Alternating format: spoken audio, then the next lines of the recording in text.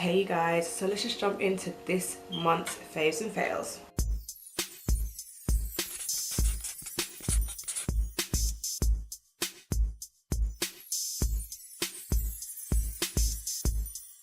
Okay, so all of my items are kind of like maybes. They're not all faves. No, this month I only have one fave. Everything else is kind of like a maybe, so that's just is what it is. Okay, so my one fave is the Beat the Blues Oyster Gold liquid highlighter. I have shown this to you before. It's like literally just a liquid highlighter.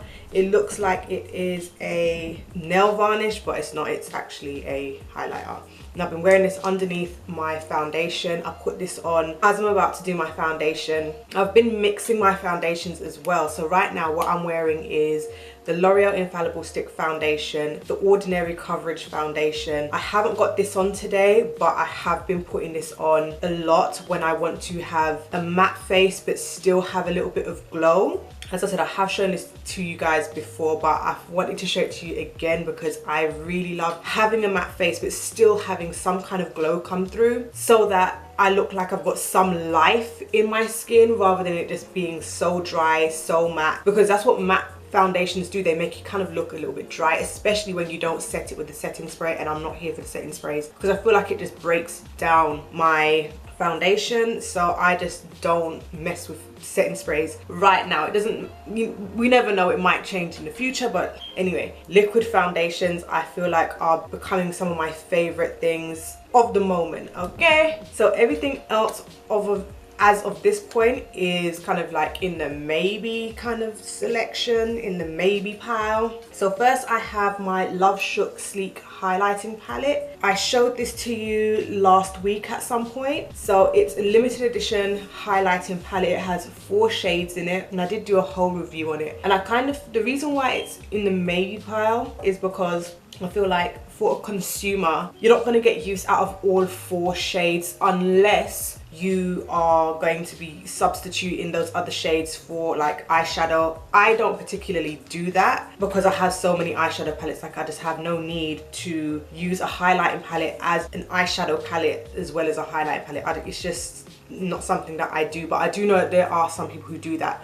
I feel like this is really suitable for somebody who is a working makeup artist who's working on multiple different skin tones. But I feel like for the regular consumer, you're just not going to get use out of all of them. I mean, I'm able to use this one, which is just gorgeous. I wore it yesterday, and possibly this one, but these two here, they're just too deep for me, but they would look amazing on somebody who has a deep complexion, trust me.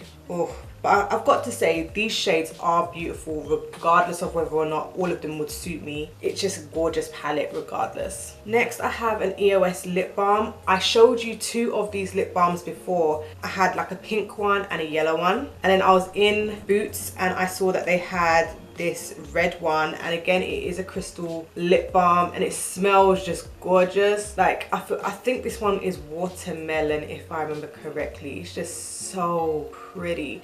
It works the exact same way as the other lip balms do, but I just tend to use this at night, and I've been using my crystal lip balms at night just so when I wake up in the morning my mouth isn't dry, and just to keep my lips hydrated throughout the night. I just feel like they just smell so good, but because they kind of like slip and slide on the mouth if you do have like saliva on your lips, let's say for example, I kind of find that a little bit annoying, but it's a nice lip balm. That's why it's in the maybe pile. Like there's nothing particularly wrong with it, but there's nothing particularly great about it, but I love the way that they smell, and yeah, they're just cute. They're just cute. Next is my Wet n Wild foundation. This I kind of feel is in the same kind of league as the Morphe foundation. And there was another one that I felt like it was in the same league as. I can't remember off the top of my head, but I feel like this is in the same kind of realm as the Morphe foundation. I did do a review on this one also. It's a nice affordable foundation, and if you did want to get the Morphe one, and I believe the Morphe one was like £16 or something, and this one was like £5.99. I kind of feel like just skip the Morphe one, just get this one. If you wanted to know how the Morphe one wears, this is definitely a dupe. It is a matte foundation. It is a buildable foundation also, and I just kind of feel like if I had known that the Morphe one and this were the same, I wouldn't have even bothered to get the Morphe foundation. I really wouldn't have.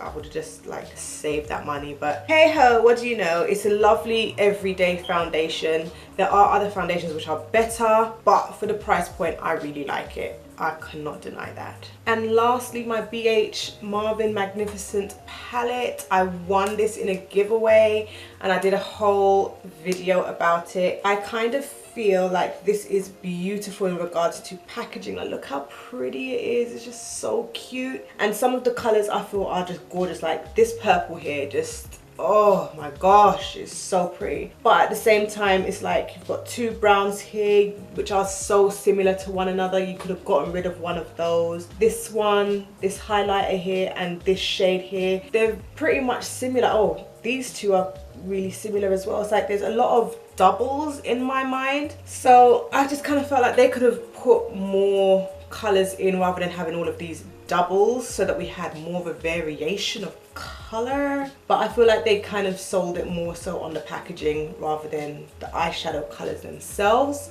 It performed okay. There was a lot of kick up in the pans, not necessarily on my eyes or on my face when I was using it, but I kind of felt like there was a bit of kick up, and for some people that is going to be a major deciding factor on whether or not you want to purchase this. But yeah, I feel like that again, this is just a maybe, because it's like, it's an okay palette. It's not the best, it's not the worst.